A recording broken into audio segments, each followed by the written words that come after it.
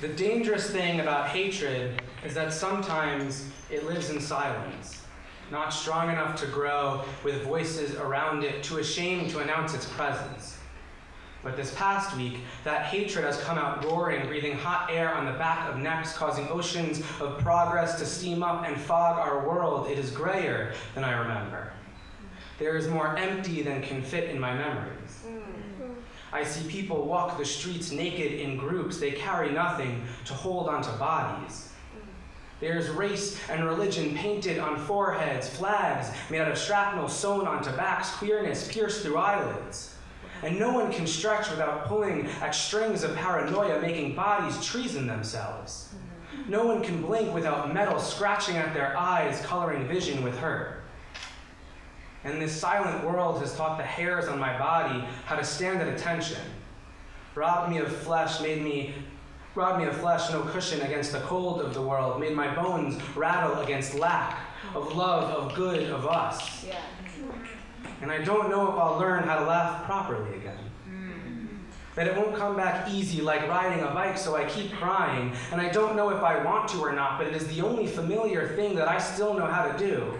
And I save my tears in cups, hope that one day I can use them to wipe away this dirty, like I want floods to leave nothing behind, an ark to once again find dry land, to want that dry land more than this drowning, to break what is already split so it doesn't have to be two things. Want any sound at all to kill silence in its sleep.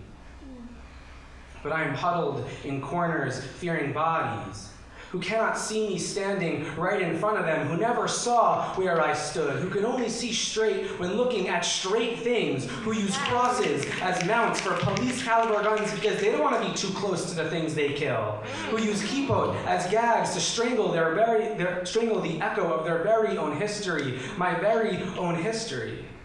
And these words shouldn't feel too dramatic. This is a dramatic thing. I shouldn't let you know that a seat in some court is the only thing stopping them from making faggots out of constitutional paper.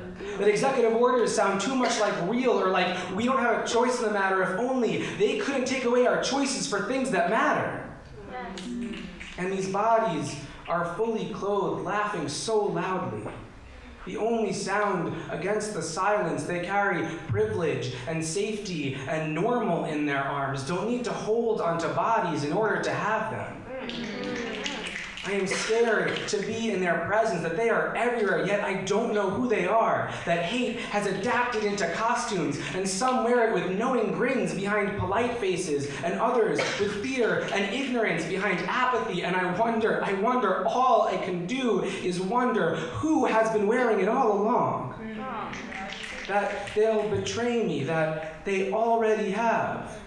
That they'll finally realize that I am naked. I always was. But I still say something. I hope it is better than silence.